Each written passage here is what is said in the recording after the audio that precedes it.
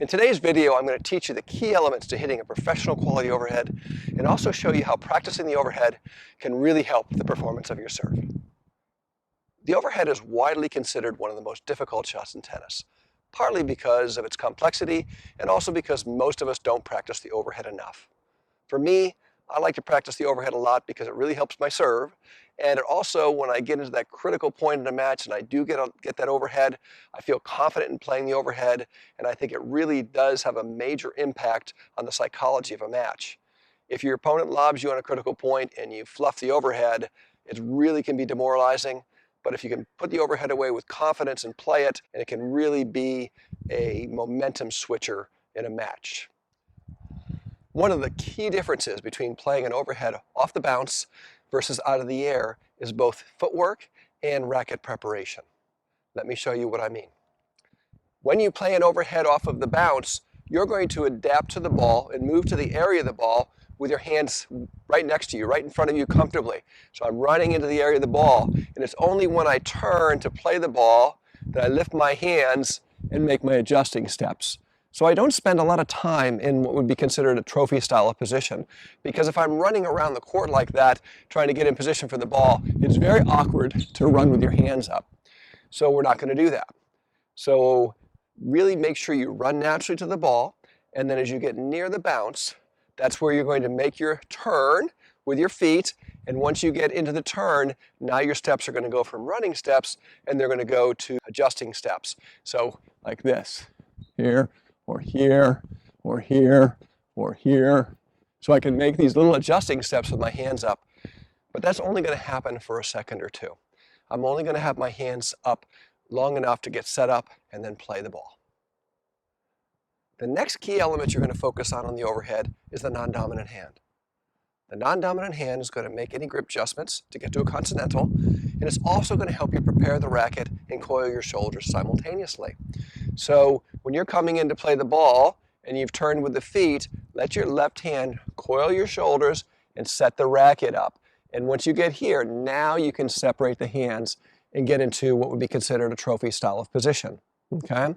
So the left hand is really a big helper because it's not only going to help you change the grip, it's going to help coil the shoulders and set the racket, and then it's going to stretch up, and now it's going to help you get in position for the ball. So for me, this is my guideline for adjusting steps to get the ball to feel like it's going to fall right into my hand before I take the hand away and play my swing. So the left hand is a big part of the overhead, and once it has stretched up and shown you where the ball is, its work is not done yet. In fact, once the left hand is stretched up and you're right there and the ball is coming down to the left hand is going to move away and be the catalyst that rotates the shoulders and brings the racket to contact. So the left hand is leading you into the position, and it's leading you into contact and then holding your balance as you play through, and then it just picks up the racket again. So the left hand is working all of the time. It is never not a part of the overhead. And for me, it really is the key element. I focus much more on what my left hand's doing than what my right hand is doing, knowing that if my footwork and my left hand do their job, my swing will fall into place perfectly. Unlike playing an overhead off the bounce, playing an overhead out of the air requires very quick feet and very quick racket preparation, because you really run out of time if you're not super quick at getting set up and then making your adjustments and playing contact. So when you're playing an overhead out of the air, your first reaction is going to be both with your feet and your left hand. So you're going to make a quick move like this and get your hands up, because there really is no time to not get set up and prepare quickly. So when you're adjusting to the ball now, you are going to be adjusting with your racket set up, because the timing becomes so critical that you really have to be set up and ready to play it. So make sure that your non-dominant hand is really assisting you, again, with a quick turn, set, show the ball, adapt, and play. The other big difference that I think about playing the overhead is that the swing needs to be compact, because the ball's traveling and it's descending very quickly, and you really need to have a compact swing. You know, I find that I can really pop the overhead even though my swing on the overhead out of the air is very compact and abbreviated. A longer swing certainly obviously requires better timing. So if you're watching the high performance players, their racket movement is very compact. One of the other key things that the overhead practice will really help for your serve is getting to contact. So really understanding where the contact point is on the overhead and the serve, and really working to get in position to play that contact is critical to both power and control on the overhead. So where is the contact point? Well, the contact point is going to be more above you. It's called an overhead because the ball's over your head. It's going to be above you, inside the shoulder, between the shoulder and the ear, and slightly in front, okay? See how I'm looking here and I'm looking up at the ball? It's slightly in front of me. My head's actually slightly in front of my shoulder's behind, and I'm in this position as I make contact. So I have a comfortable extension. I don't have a locked arm or an overextended arm. I have a comfortable extension, okay? So knowing where the contact point is and knowing how to use your feet and your left hand will help you get to the position where you can play the contact comfortably, okay? And then the final piece really is what delivers the racket head into and through the ball. What is the action that produces that movement? And that really comes from the rotation of the shoulder. So when I go up to play the ball, it's very similar to the serve motion. The racket is coming to the ball on edge, and then as it comes onto it, it rotates through the shoulder to accelerate the racket onto the ball, and then it turns over, and then it comes down easy. So you really are working on the key elements of the serve motion.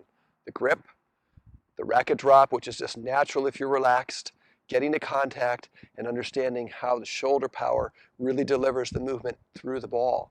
And working on those key pieces on the overhead, particularly off the bounce, will really help your serve. Finally, one key element that we've all been told and we work on repeatedly in tennis, but we all make the mistake and have to relearn it, is to really keep your eye on the ball and keep your head still as you're playing contact. And because of the complexity of this ball up in the air and traveling down at you, I think that that concept is more critical on the overhead than any other shot in tennis.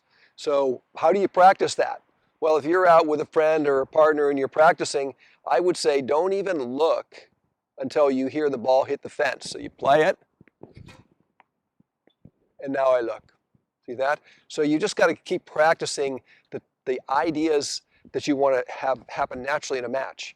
So the more you practice these ideas in practice, the more it may just come out in a match where the ball's up there and you go, you know what, I'm not going to move my head. Got it. So really make sure that you feel like you hold still. Any power you're going to deliver to the ball is already been produced by the time you get to right here. You can't help it by jerking your head or pulling your body down or any of those things. You might as well just stay still, keep your head up, and just contact it, and then bring your head down slowly. So the head movement does not interrupt the clean contact you're seeking. And finally, when you've concluded playing the overhead, I'd like you to feel like you're in a balance that enables you to move forward and retain possession or gain possession of the net. So when I set up to play my overhead and my intention is to move forward, it helps kind of lead me into the balance that I need and the weight transfer I need to get that forward momentum and moving. Remember, your opponents are either going to be lobbing you because you're on the net and they want to get you off the net, or they're in a very defensive position, they hit a high lob. Either way, it's an opportunity for you to play the ball and get forward. So really try to get yourself set up so that the exit of the overhead feels like a natural pull forward to the net. So in summary, there are really two types of overheads. The overhead you play off the bounce when the ball is very high and descending very steeply into the court, and the overhead you play out of the air. I really love to practice the skill of playing the ball off the bounce because the bounce of the ball feels almost like someone's placing the ball for my serve. So I really am able to implement a lot of the technique, the balance, the rhythm, the contact point, all those key elements for the serve into the overhead that I play off the bounce. And again, that may not be the most common overhead you play in match play, but practicing that ball off the bounce will really help your serve. The overhead out of the air, quick preparation with the hands and the feet, discipline to really keep your head up and keep your eyes on the ball, keep your head still, and then keep a compact stroke. So get out there and practice your overhead, particularly off the bounce, and see what happens to your serve. I think you will find that the more you practice this ball off the bounce, the more it's going to feed right into improving your serve performance.